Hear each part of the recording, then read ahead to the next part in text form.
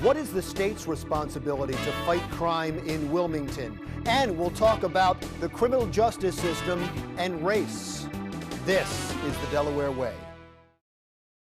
Welcome to the Delaware Way. I'm Larry Menti. We're proud to have with us today Representative Valerie Longhurst, who is the House Majority Leader down in Dover. Thank you so much for being here. You have a whole lot on your plate coming up, and I want to go through it one by one. First, I want to talk about what I think is an enormous success for the state. When things did look bleak for a while, when it came to businesses, some were talking about leaving. It was getting harder to attract businesses here.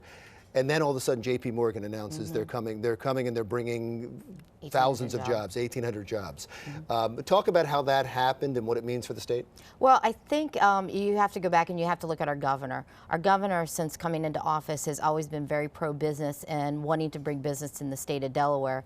And he takes a hands-on approach to a lot of these businesses. And when I go out into the community or out into other states, they tell us now that Delaware has become a very business-friendly state. And that has to do with Governor Jack Markell. And he has worked very closely with J.P. Morgan, wanting the jobs here. And, you know, they worked together for 2 years to bring that to fruition. On yesterday, I was at the announcement of the 1,800 jobs, which was an amazing day for everybody. And these aren't just jobs; these are great paying jobs. Oh, yeah, technical jobs, absolutely. And the facility is brand new and it's innovative, and you've got some great people in Delaware working there. And it's going to be a great opportunity for Delaware. And I just read it's the largest employment commitment to Delaware in almost 2 decades. Yeah, that's amazing, isn't it? And to bring that to Delaware is just, you know, he has the support of the General Assembly, and Delaware Economic Development has helped give him some incentives. So we're very excited about that opportunity. Well, that's wonderful. Congratulations to everybody in government. It really is a great news. We were, I didn't get to say hi to you there, but we were at the Newcastle redevelopment luncheon. Yes. And heard some great speakers. But what I noted from a lot of the business leaders in the state is every one of them, when they got up to talked about crime in Wilmington. And said that we have to fix that crime problem because businesses are leaving. Even the ones that aren't in Wilmington are leaving because at their corporate, they're going, look at this crime rate in Wilmington. And it's harder to get businesses to move here because of it. What is the state obligation when it comes to crime in Wilmington? Well, as a state, you know, Dennis P. Williams was in the House of Representatives and was my colleague for many years. And we as a state, Wilmington is our biggest city in the state of Delaware, but we as a state have to be engaged just like, you know, the Newcastle County Police, the state police, and Wilmington. We all have to work together to solve the issue. It's not it's not Wilmington on their own. It's the entire state having to come together to fix the problem. You can't just fix something like this overnight, but I think the steps that they're taking with the commission report and trying to implement some of those suggestions are good. And it's just a matter of the state and the Attorney General. We just got a new Attorney General, Matt Dunn, who's been doing an amazing job in Delaware. Who was furious with the Assembly. Furious with the Assembly, if you remember, because he did not get the money that he thought he was supposed to get. I shouldn't just pinpoint. I should say he was furious with Dover.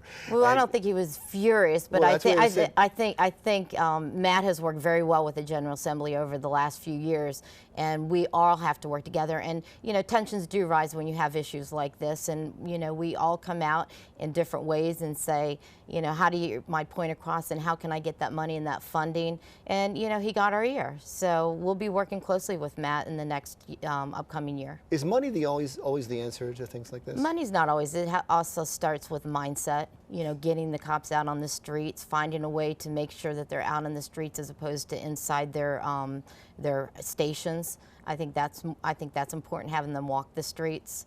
Yeah, and building a community. You have to build the community from within the cops. The cops aren't always the bad guys. You know, they are the good guys also. Yeah, I know that when they didn't get that funding, they stopped those some of the hotspot patrols, and there was 6 murders in the period of 2 weeks during that time that it wasn't happening. Yeah. And to me, and now they fixed that. They said that was a mistake. To me, that seemed like it was a reaction to what you did in Dover, the fact that they didn't get their money. And I know there are many that thought that was reprehensible, that would be, that people's lives would be put at risk because they didn't feel that they got enough money. I don't think it's just the money issue. It's a mindset issue. and everybody's got to put their minds around it. Yes, the money does come as long as we know where that money's going and what it will be doing and what we will get the return on. But I also think it's a mindset, and we need to change our mindset in Wilmington. And it's not going to change unless the cops become a part of the community and they get the trust of the community and they start working together as a community. And you have the Boys and Girls Club, and you have all those different organizations in Wilmington that all need to work together. And it will take a community to fix it. Yeah, to help give kids a safe haven. Exactly. And again, I know this is inherently unfair to leave this on your lap, so I'll ask one last question. And that is the fact that many people have said maybe if you combined the county police department with the city police department, as they did in Camden, and brought down the murder and shooting rate almost 60%, Yeah. that would work here. Do you see that as a solution?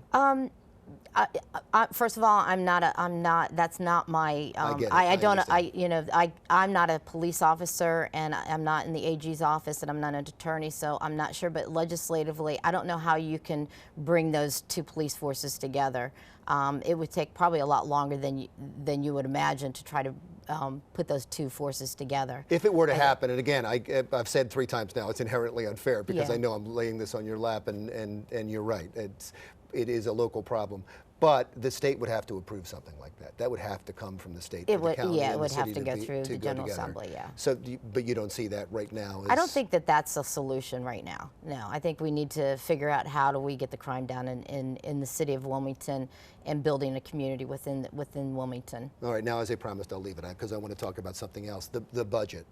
And everybody, when you saved the budget last year by taking some money from some legal awards, and saved the budget last year, everybody said, well, that's a short-term fix. They haven't fixed it for the long term, and you're going to run into a bigger problem this year.